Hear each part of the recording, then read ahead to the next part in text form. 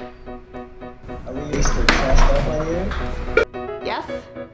You hear the beep? Alright, guys, I need you to be quiet though in the other room. Okay.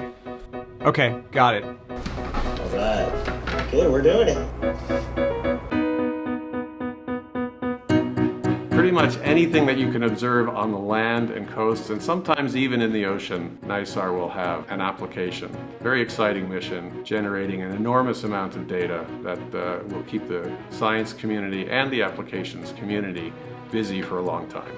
NISAR is a partnership mission between NASA and ISRO, the Indian Space Research Organization. It's a collaborative project. And we'll be collecting data for all around the whole Earth for all of the land masses. Looking at volcanoes, earthquakes, landslides, other natural hazards that occur in the crust of the Earth. A movement of sea ice, movement of glaciers, how much forest land is growing or being reduced. Because it can image at night and through clouds, it can allow us to see through storms. It's really going to allow us to see things changing in areas where we can't with other satellites. So NISAR is going to open our eyes to the potential of this technique for seeing the ground in places that otherwise has been obscured.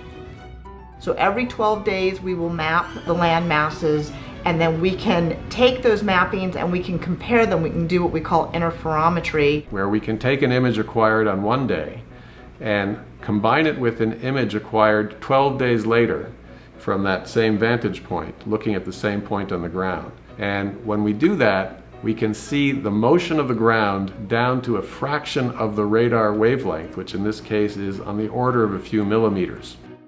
NISAR has two radars on it, two synthetic aperture radars.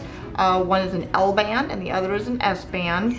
So it's kind of the Tesla or the Maserati of radars, whichever you think is cooler, I guess. This here is the radar payload. That is the spacecraft bus. Large 12-meter reflector, common antenna system for both L-band and S-band to send out the RF signal and capture the return signal. Good morning, Dr. Paul.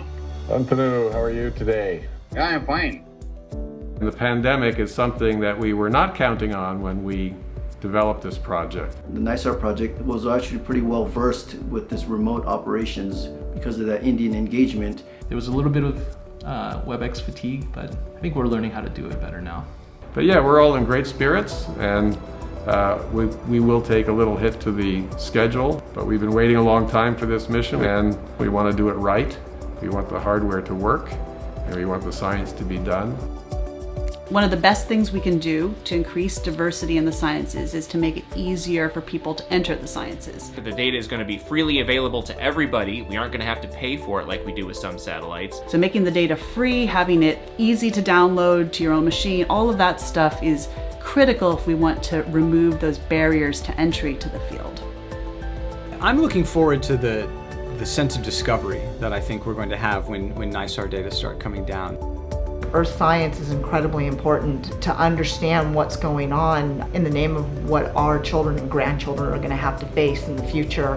And all the information we collect now is only going to help them understand that better and hopefully make their lives better.